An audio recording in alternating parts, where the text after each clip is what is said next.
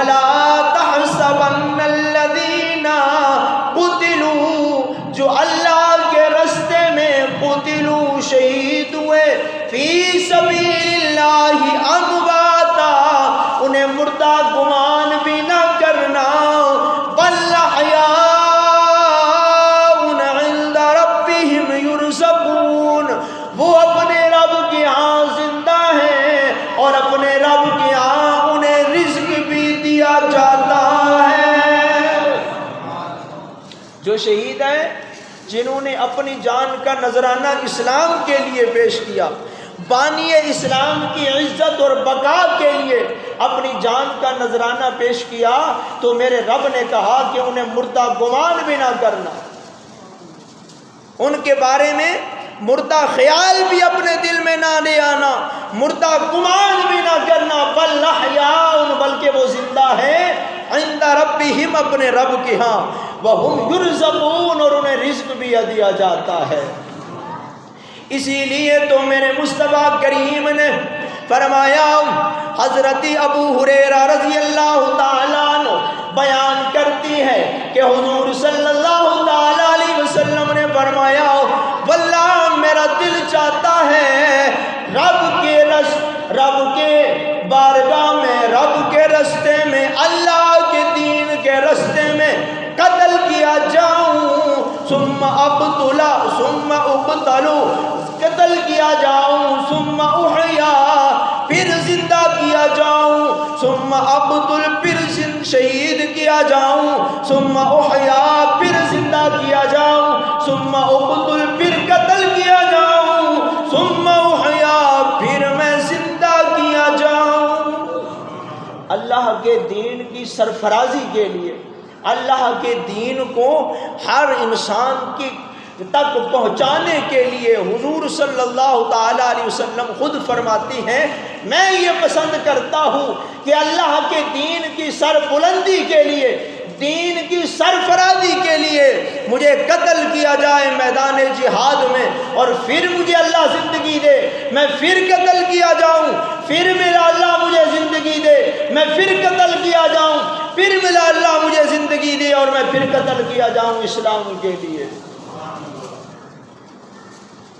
اسلام کی سربلندی کے لیے۔ اور شہید کا مقام حضور صلی اللہ تعالیٰ علیہ وسلم نے فرمایا کہ جو شہید ہوتی ہیں نا، ان کی روحوں کو اللہ تبارک و تعالیٰ جنت میں، اور پھر فرمایا وہ جنت کے اندر سبز پرندوں کی شکل میں اڑا کرتی ہے، جنت کے درختوں میں وہ سیر کرتی ہیں، حتیٰ کہ انہیں جنت میں رزق بھی دیا جاتا ہے۔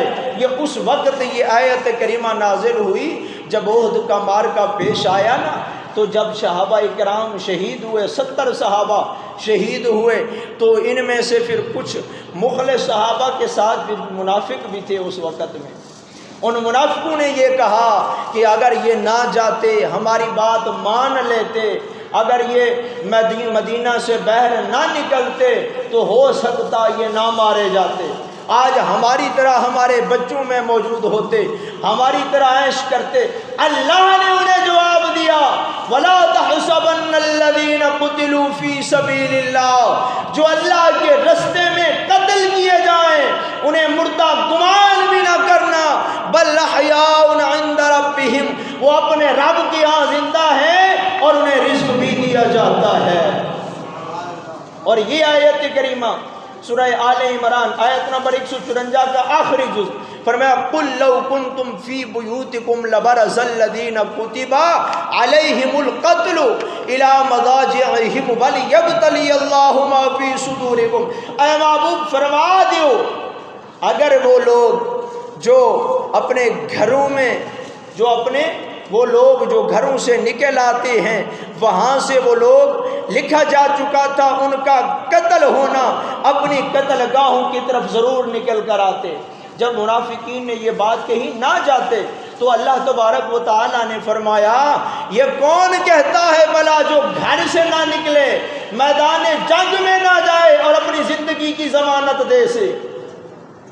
کوئی ہے ایسا مائی کا لال جو زندگی کی ضمانت دے دے، وہ کہے کہ میں میدان جنگ میں نہ جاؤں گا، گھر میں بیٹھے رہوں گا، زندہ رہوں گا، اللہ نے فرمایا اسے موت گھر میں بھی آ سکتی ہے۔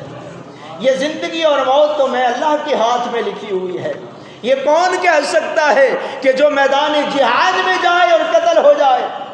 حضرت خالد بن ولید رضی اللہ تعالی عنہ، امیر المؤمنین بابا خادم حسین رضوی رحمۃ اللہ تعالی علیہ کا جملہ مجھے یاد ہے، آپ کہتی ہیں کہ یہ گمان کریں کہ ہمیں موت نہ آئے گی اگر ہم گھر بیٹھے رہیں، اور یا ہم گمان کریں کہ میدان جہاد میں چلے جائیں تو ہم قتل ہو جائیں گے۔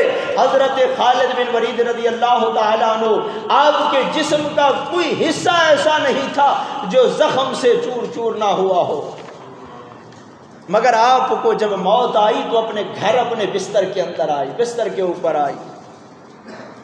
پتہ نہیں کتنی جنگیں ہیں جو حضرت خالد بن ولید نے لڑی ہیں،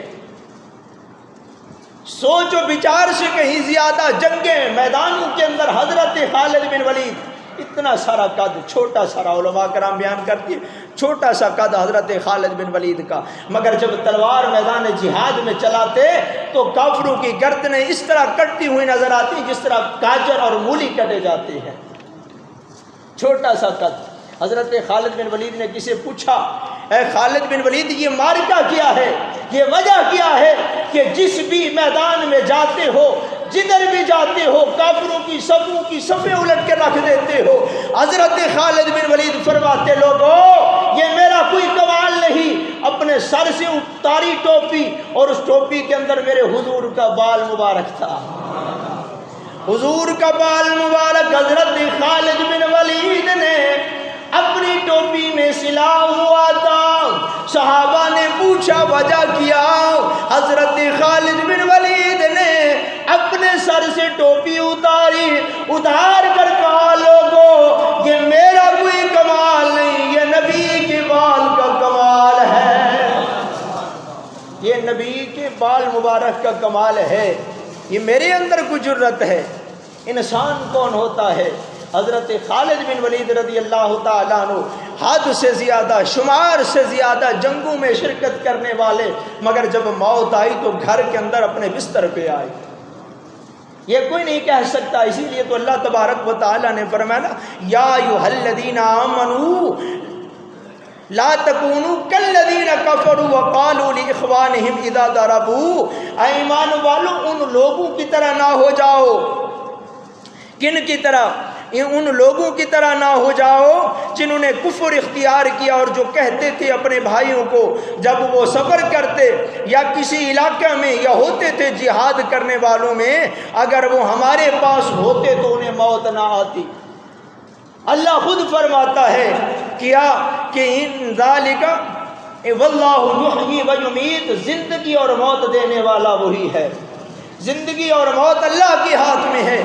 یہ کوئی نہ سوچے کہ ہم گھر میں بیٹھے رہیں گے تو ہمیں موت نہ آئے گی، ہم میدان جہاد میں جائیں گے تو ہمیں موت آ جائے گی، مگر صحابہ کرام رضوان اللہ تعالی علیہم اجمعین، قربان جاؤں آپ کی شان اور اقدس پہ جن کی تربیت میرے آقا علیہ الصلوۃ والسلام نے فرمائی تھی، جب ان کے ذہن بنائے تو وہ صحابہ کرام رضوان اللہ تعالی علیہم اجمعین جب عرض کرتی ہیں، یا رسول اللہ صلی اللہ علیہ وسلم، جب تک آپ کا کلمہ نہیں پڑا تھا رشتہ داروں کا بھی خیال تھا، آپ کی غلامی نہیں اختیار کی تھی ہمیں جائیداد کا بھی خیال تھا، آپ کی غلامی میں نہیں آئے تھے یا رسول اللہ ہمیں رشتہ داروں کا بھی خیال تھا، جب تک آپ کی غلامی میں نہ آئے تھے یا رسول اللہ ہمیں اپنے گھروں کی فکر تھی، اپنے مال و اسباب کی فکر تھی، یا رسول اللہ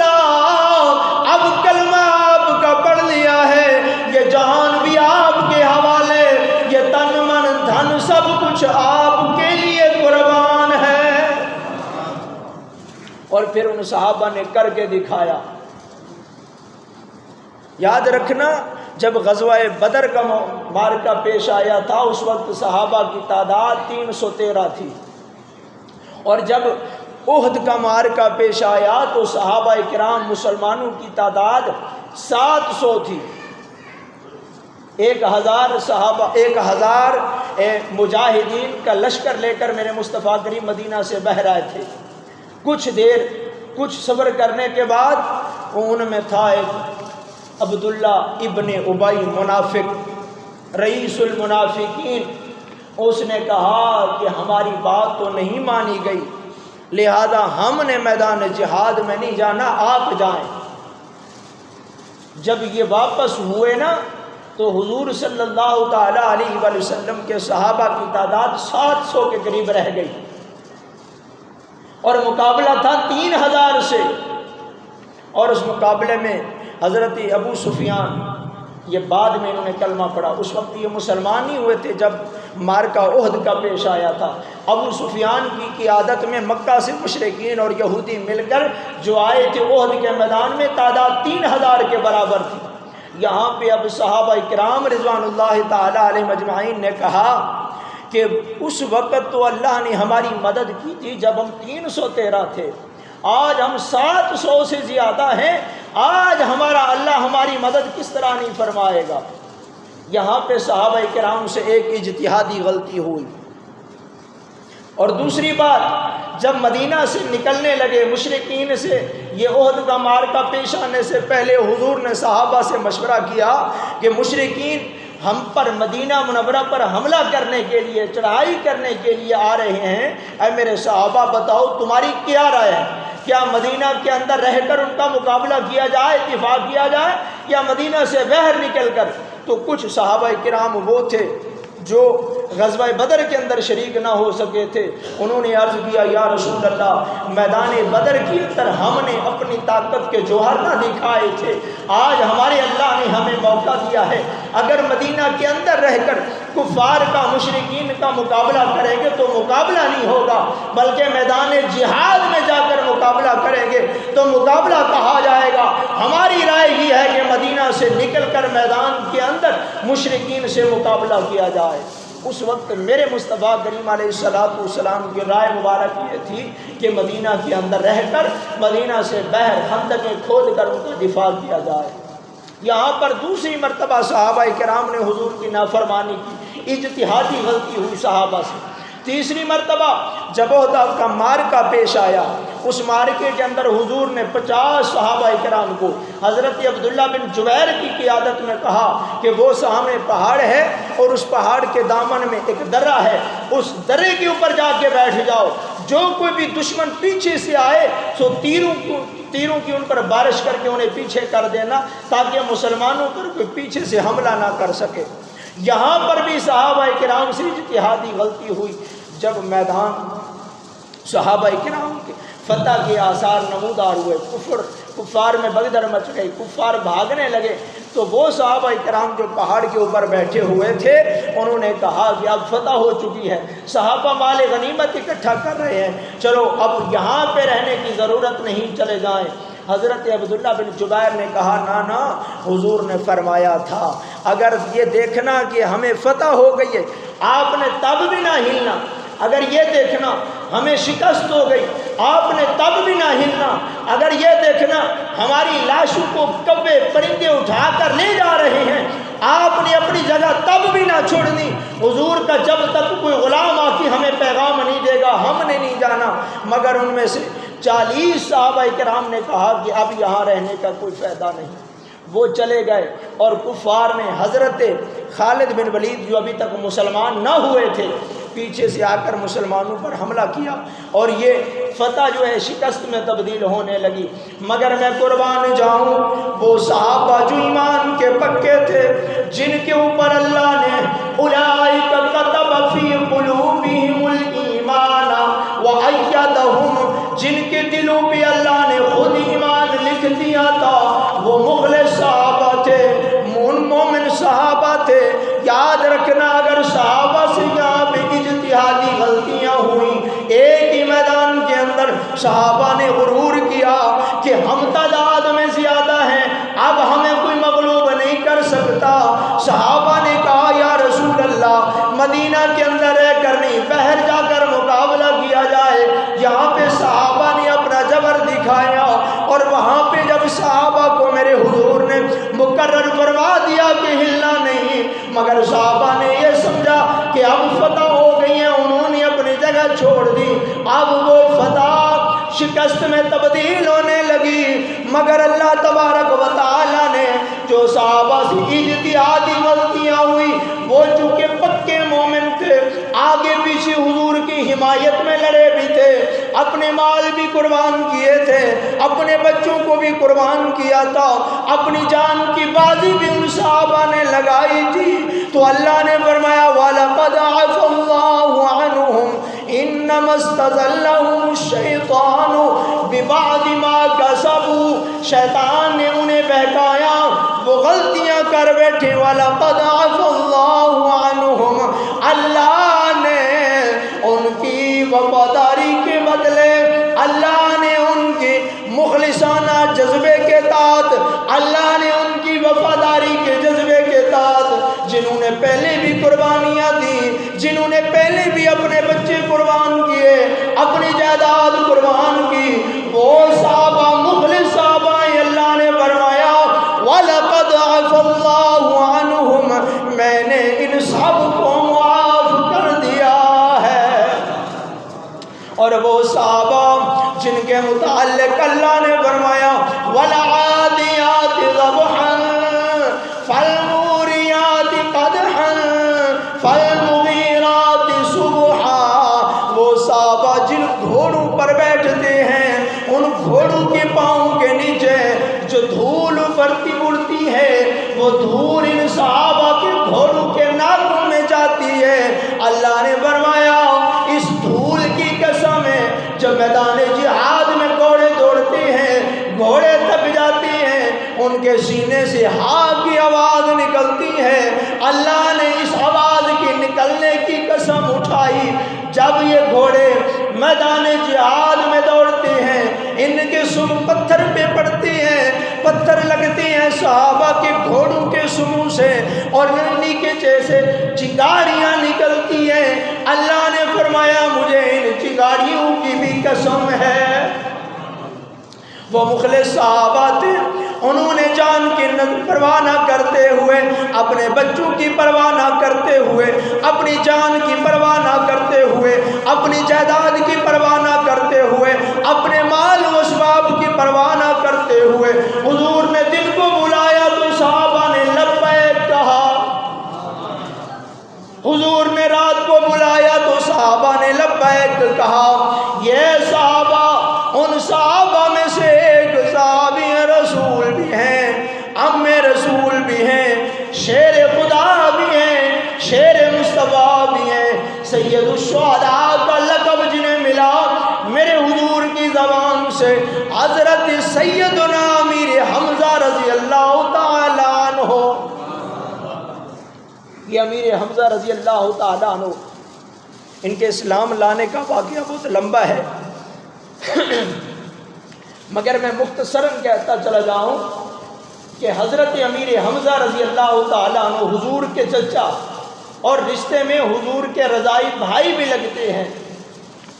یہ ایک مرتبہ شکار کی غرض سے نکلے ہوئے تھے، راستے میں ہرن اٹھا، آپ نے تیر کمان سیدھا فرمایا ہرن کی طرف، ہرن نے بھاگنا شروع کیا، کچھ دور جا کر ہرن رک گیا، ہرن رکا، حضرت امیر حمزہ رضی اللہ تعالیٰ عنہ نے بھی اپنے گھوڑے کو روک لیا، ہرن بول پڑا اے امیر حمزہ، جو تیر آپ نے میری طرف سیدھا کیا ہے مجھے مارنے کے لیے، اگر یہ ہرن آپ اپنے بھتیجے جناب محمد کے دشمن کی طرف سیدھا کرے تو کیا ہی اچھا ہے۔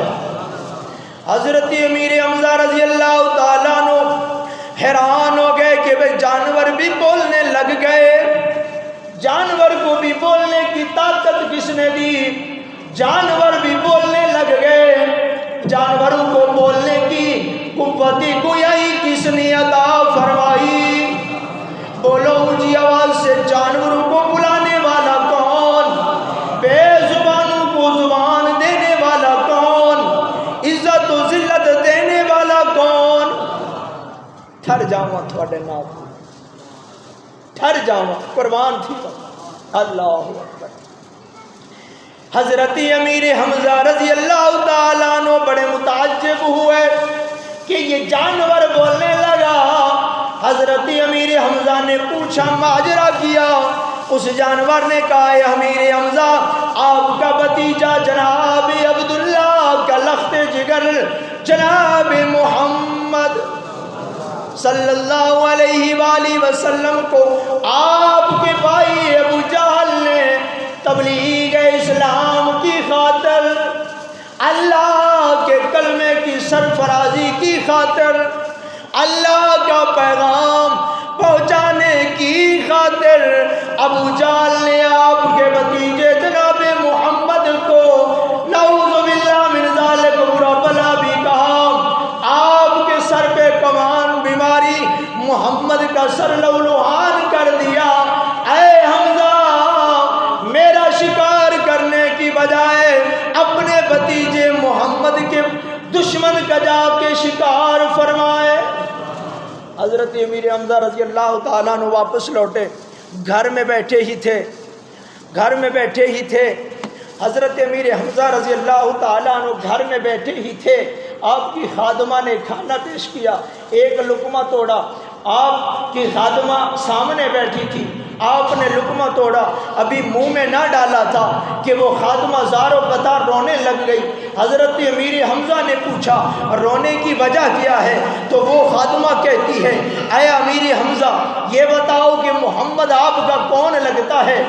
محمد آپ کے کون لگتے ہیں؟ محمد کے ساتھ آپ کا رشتہ کیا ہے؟ حضرت امیر حمزہ کہتے ہیں وہ میرے بھتیجے بھی ہیں, میرے بھائی بھی لگتے ہیں. حضرت امیر حمزہ سے وہ خادمہ کہنے لگی اے امیر حمزہ آپ نے محمد کو لاوارث چھوڑ دیا ہے, وہ یتیم ہے, آپ نے لاوارث چھوڑ دیا ہے. اگر آج آمنہ ہوتی کبھی یہ برداشت نہ کرتی, اگر آج عبداللہ ہوتے کبھی یہ برداشت نہ کرتے, اگر آج ابو طالب ہوتے کبھی یہ برداشت نہ کرتے, آج اگر عبد المطلب ہوتے کبھی یہ برداشت نہ کرتے.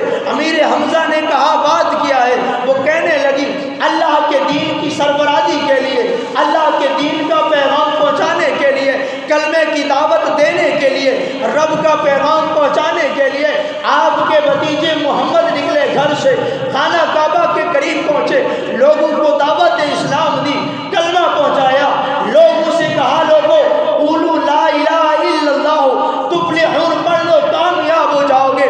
اسی کلمے کی پاداش میں آپ کے بھائی ابو جہل نے محمد کو نعوذ باللہ من ذالک نازیبہ کلمات کہے, آپ کی بے عزتی کی, آپ کو برا بلا کہا, حتیٰ کہ اس ابو جہل نے آپ کے بھتیجے جناب محمد کے سر پہ کمان ماری یا پتھر مارا, آپ کے بھتیجوں کو زخمی کر دیا ہے, لولوہان کر دیا. حضرت امیر حمزہ رضی اللہ تعالیٰ عنہ نے وہ اٹھایا ہوا لقمہ رکھ دیا, گھوڑے کے پشت پہ سوار ہوئے, سیدھا پہنچے ابو جہل کے پاس, کہا او بھائی مان آج کے بعد اگر محمد پہ ہاتھ اٹھایا تو تیرے ہاتھ میں کاٹ کے رکھ دوں گا. اے ابو جہل آج کے بعد اگر محمد کو نعوذ باللہ من ذالک نازیبہ کلمات کہے تو میں تمہاری زبان کھینچ لوں گا. اور اتنی زور سے کمان ماری ابو جہل کے سر پہ, اس بے ایمان کے سر کو پھوڑ دیا اور پہنچے آپ محمد کے پاس. آگے کہا کہ اے بھتیجے خوش ہو جانا, میں نے تیرا بدلہ لے لیا ہے. اللہ اکبر کبیرہ. میرے آقا مصطفیٰ کریم نے فرمایا اے چچا میں بدلے لین تے نہیں آیا, میں کسے تو بدلے لین تے نہیں آیا, میں کسے نو لڑان تے نہیں آیا, میں کسے نو جدا کرن تے نہیں آیا. اے بھتیجے خوش ہو جا, میں تیرا بدلہ لے لیا. حضرت امیر حمزہ نے کہا کہ خوش ہو جا, میں نے تیرا بدلہ لے لیا. مگر میرے آقا نے فرمایا اے میرے چچا مجھے تو خوشی اس وقت ہوگی جب آپ میرا کلمہ پڑھ کے میری غلامی میں آ جائیں گے. حضرت امیر حمزہ نے عرض کیا یا رسول اللہ پھر آج ہی اپنا کلمہ پڑھا کے مجھے اپنی غلامی میں لے لیں. تو حضرت امیر حمزہ پڑھ دیا لا الہ الا اللہ, لا الہ الا اللہ, لا الہ الا اللہ محمد الرسول اللہ. قربان جاؤں یہ امیر حمزہ جنہوں نے کلمہ پڑھا بانی اسلام کی سربلندی کے لیے، دین کی حفاظت کے لیے، محمد کی بقا کے لیے، محمد کی عزت کے لیے اب یہ امیر حمزہ ہے۔ جہاں پہ میرے آقا قدم رکھتے امیر حمزہ ساتھ میں ہے۔ اگر حضور جنگ میں جاتے امیر حمزہ ساتھ ہیں، اگر حضور غزوہ میں جاتے حضور کے ساتھ حضرت امیر حمزہ ہیں۔ کسی مقام پہ اپنے بھتیجے محمد کو امیر حمزہ نے کبھی اکیلا نہ چھوڑا، اور رہتی دنیا تک یہ سبق دے گئے امیر حمزہ میں لوگوں، جب بھی محمد کی عزت پہ حرف آئے تو